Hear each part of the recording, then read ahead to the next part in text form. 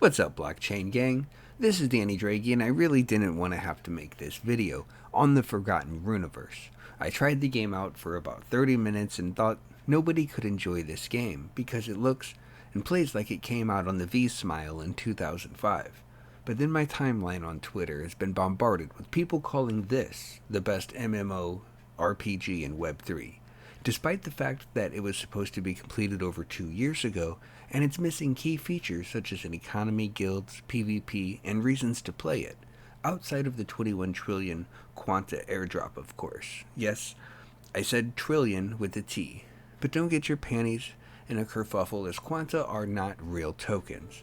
They're just off-chain points, and if you hold them long enough, you might be able to one day convert them into XP tokens, which might actually have real-world value if they ever make it to TGE. It's important to note that there is no white paper or distribution info on the XP token at this time. You can also buy their partner tokens with them, or probably just promote other pyramid schemes, I assume, or use it in the game. Of course, the Web3 scheme couldn't be complete without over 10 NFT collections such as land, wizards, and rings. Oh my.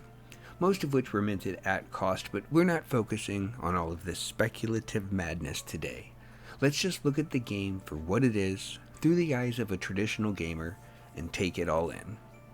Starting with this marvelous character creation screen. This is fine. The first complaint I would like to make is the UI in general. What is this color palette? I can count 6 distinct shades of cyan, along with a few others. No gradients or drop shadows. I mean, it looks like I chased a tube of toothpaste with a bottle of Scope mouthwash and induced vomiting onto my computer screen as directed by the label. Let's compare this with some other color palettes in RPGs and MMOs. How about something with like a high fantasy theme, or maybe some pixel high fantasy? We could do some wizard pixel high fantasy color schemes. I mean, the closest thing to this, but if done by a professional, would be a sci-fi theme. But even those make this look terrible by comparison. Moving on. When you want to get into an area, you have to click this big arrow that is, you guessed it, cyan. This is a pain, as most of the time you don't even want to use your mouse or your brain. A context key on the keyboard or hit detection would be much better, and that's why these are standard for the industry. You will have to talk to certain named NPCs to complete quests, but all NPCs have a blue speech bubble above them instead of their names, which would probably be much more helpful. They gain an exclamation point, which is not cyan, surprisingly, but it's also not visible on the map, which is a terrible map. However, if you use this map, known henceforth as the good map, you still can't see quest locations, but at least it is somewhat helpful to visualize your location. In the beginning, quest guide you with an arrow that tells you which direction to go, and then you're on your own to figure that out, which would be fine again if you had simple name labels above the NPCs. But let's move on to combat now. When you see a monster, you'll go into a turn-based combat screen similar to Dragon Quest. Sometimes. Other times you'll just walk right through them, or maybe they'll disappear. You will see a timed action bar in the lower right corner, and your abilities in the lower left that correspond with the numbers 1 through 4. You wait until you're ready to act, and then you hit 1, 2, 3, or 4. Or you can escape. And then you repeat this process until you die or they die. You can't buffer your abilities. It only counts if you press it after the action is available.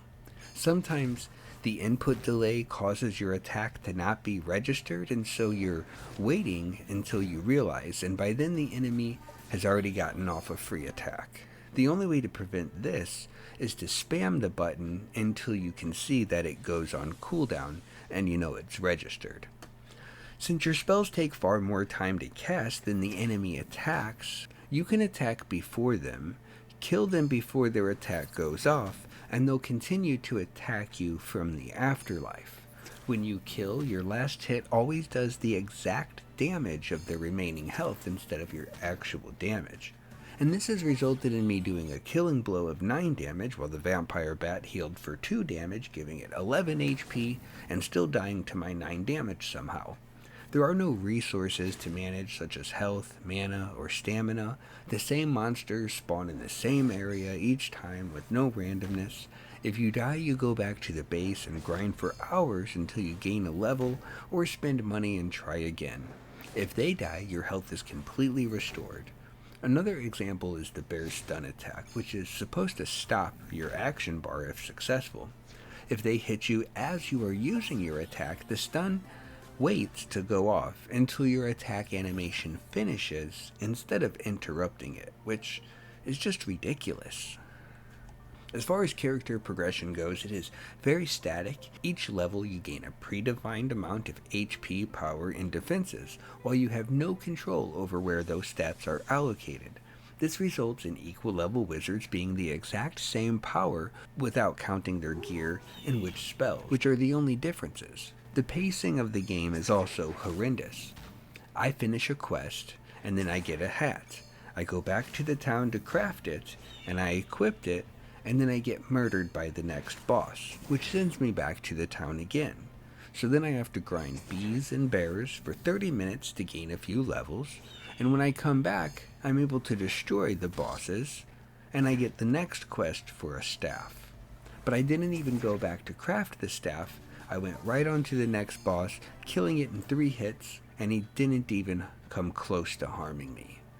Then the next boss kills me in a couple hits, so I go back and I craft the staff and I level up again, and the boss still kills me. It wasn't even very close.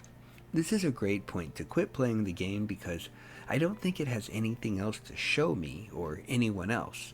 It might sound like I'm nitpicking here, but there are literally dozens more things that I could point out, but I'm sure those things could be easily fixed. I doubt they will be, because if the developers had any idea what they were doing, they wouldn't have made it into the game in the first place. The people that are shilling it are obviously highly invested into the project and looking for another sucker to come along and become their exit liquidity. If you still want to try out the game, be my guest, but I would expect it to be on maintenance mode within 3 to 6 months, depending on how long they delay their TGE. Of course, this isn't financial advice, and as always, do your own research. Let me know what you think about the game, or any other games you'd like me to look at in the comments, and thank you for watching, and don't forget to subscribe so we can do this again sometime.